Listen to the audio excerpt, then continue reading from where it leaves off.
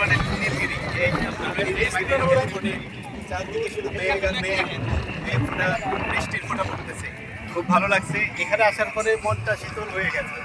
আমাদের সারাদিনের জার্নি, সারা রাতের জার্নি এবং সারা রৌদ্রের জার্নি, আমাদের মনে হচ্ছে যে এখানে এসে সব কিছু অস্থির হয়ে গেল। আরও ভালো লাগছে, আমার মনে হচ্ছে এখানে আরও কয়েকবার আসা উচিত, আরও কয়েকবার। এতটাই ভালো লাগছে। সবগুলো প্রাকৃতিক গড গিফটেড সিনারি, একদম গড গিফটেড।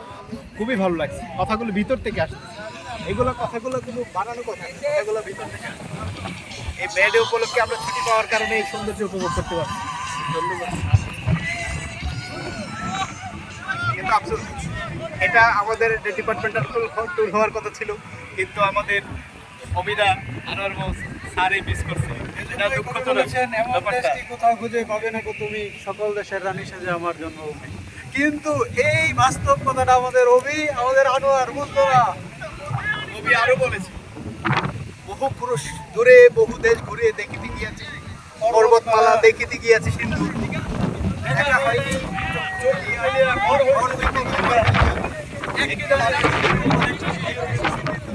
আজকে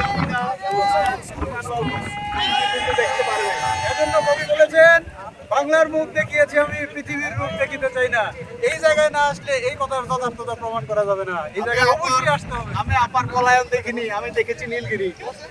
অনেক চমৎকার, অনেক চমৎকার। কিভাবে রৌদ্রের মাঝে মেঘ হারিয়ে যায়, কিভাবে পালিয়ে যায়, ঠিক যেভাবে আপা বানিয়েছিল। কিভাবে মেঘের কোলে রূপ দাব করে মেঘের ভয়ে, বৃষ্টির ফোঁটা পড়ে। হ্যাঁ, মেঘের ভয়ে কিভাবে রোদ পালিয়ে যায়, এটা একমাত্র আমার চাক্ষুষ নীলগিরি সাক্ষী। আমরাও আছি। মানে আমার সাথে জসিম বস, আনোয়ার বস, আরে মাজার বস, আবার আনোয়ার করতে গেল। ঠিক আছে, আমি দেখতেছি। তাহলে এই ব্যাপারে আপনার কিছু অপিনিয়ন বলেন। আনোয়ার ভাই আর ওবি মিস করছে, সাথে স্যারও মিস করছে। তবে স্যারের কাছে আমরা কৃতজ্ঞতা এই জন্য যে স্যার আমাদের একদিন ছুটি দিয়েছে, যার জন্য আমরা 3 দিনের ছুটিতে আসতে পেরেছি। আমরা শুধু নীলগিরি নয়, আমরা এখন কক্সবাজারও যাব। আমরা নীলগিরি ভ্রমণ শেষ করে এবারে যাত্রা হবে কক্সবাজার।